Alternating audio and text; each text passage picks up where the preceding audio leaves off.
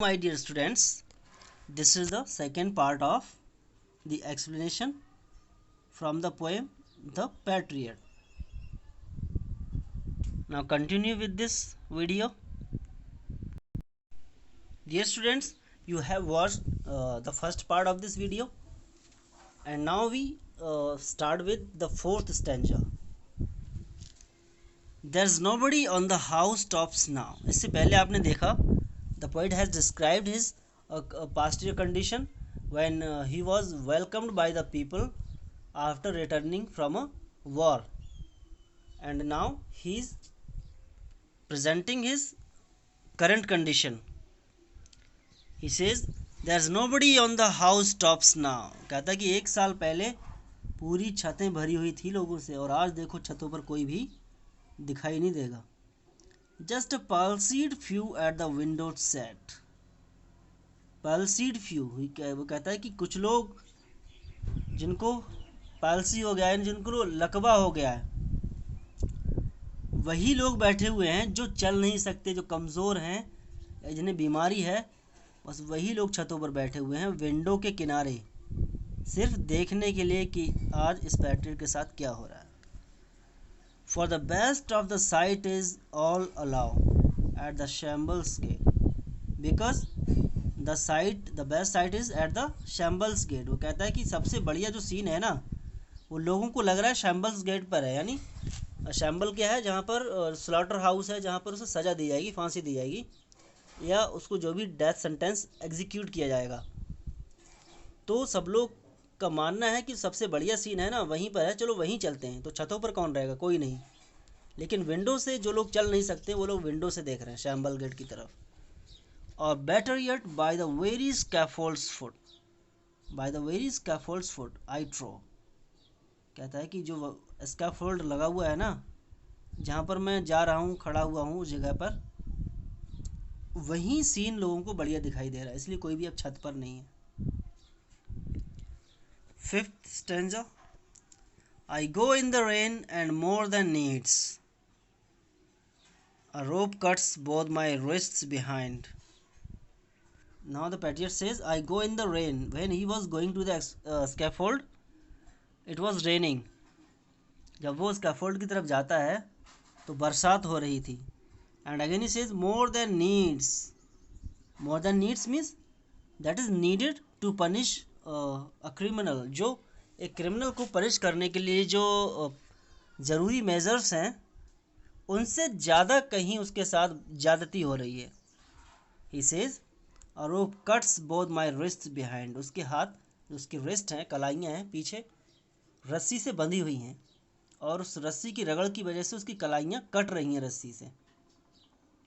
And I think by the feel, he says by the feel, कहता है कि मुझे फील हो रहा है. क्या फील हो रहा है? इतना टॉर्चर किया जा रहा है कि he is so much tortured that he cannot realize the pain, but he is realizing the spilling blood.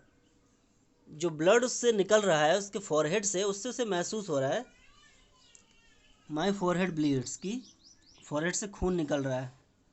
For the fling whoever has a mind, क्योंकि जो लोग हैं, जो देह है यहाँ पर लोगों के लिए है. फ्लिंग यानी उछाल रहे हैं. क्या?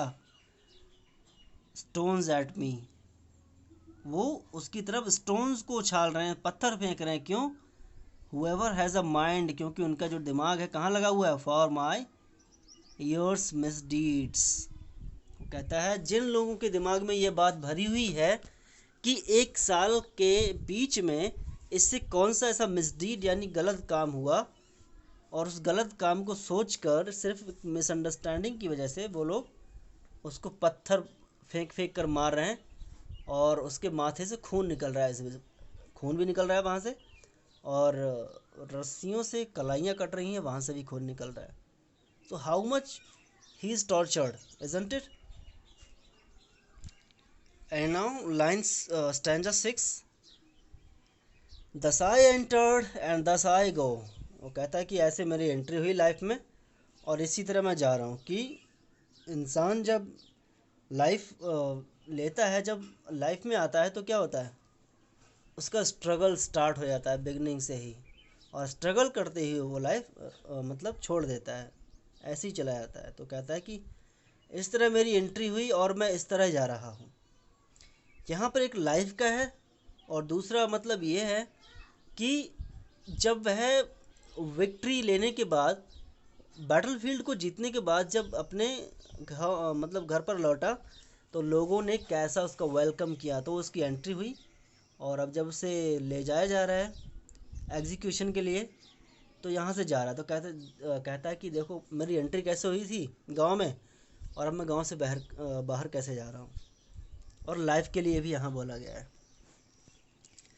इन such times people have drop down dead. वो कहता है, एग्जाम्पल देता है कि जो ऐसी ट्रायम्स होती हैं, जो विक्ट्रीज होती हैं, विजय होती है, लोगों को इसी तरह से ड्रॉप डाउन डेड किया गया है। यानी लोग इसी तरह से अंत होता है वीर लोगों का। वो कहता है इन लोगों ने इतने सारे टॉर्चर किए, लेकिन उसे अपने आप में अपनी गलती पर कोई अफसोस नहीं है, क्योंकि वो जानता है कि उसने कोई गलती नहीं की है, ये सब कुछ मिसअंडरस्टैंडिंग की वजह से हुआ है।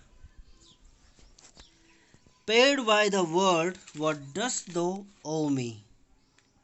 पेड बाय द वर्ल्ड, ये कहता है कि जब मैं गॉड के पास जाऊंगा ना, तो गॉड मुझसे एक सवाल पूछेगा।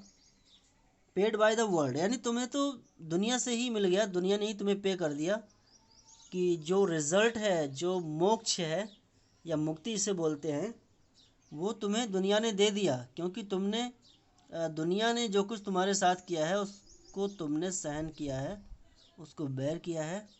और इसलिए जो भी तुम्हारे सिंस थे, जो भी पाप थे, वो धुल चुके हैं। उस टॉर्चर की वजह से तुम्हारे पाप तो ख़त्म हो गए, तुम्हें मुक्ति मिल गई, अब तुम्हें हेवन मिलेगा। तो मुझसे और तुम्हें क्या चाहिए? वॉट डस दो ओ मी। गॉड कहते हैं कि बताओ मुझसे और क्या चाहिए तुम्हें, तुम्हें तो मिल गया है, तुम्हें मोक्ष मिल गया है। गॉड माइट क्वेश्चन, कहता है कि गॉड का ये क्वेश्चन होगा मेरे से।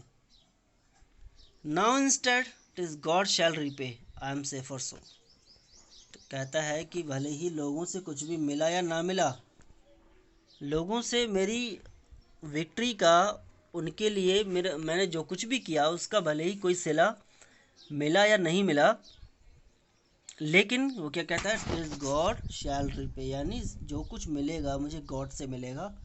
आई एम सेफर सो, और इसीलिए मैं अपने आप को सेफ फील कर रहा हूँ कि यहाँ से जाने के बाद, मरने के बाद मैं गॉड की शरण में जाऊँगा, और वो मुझे एक अच्छा प्लेस देंगे, स्वर्ग में बिठाएंगे, और इसलिए मैं अपने आप को सेफ फील कर रहा हूँ।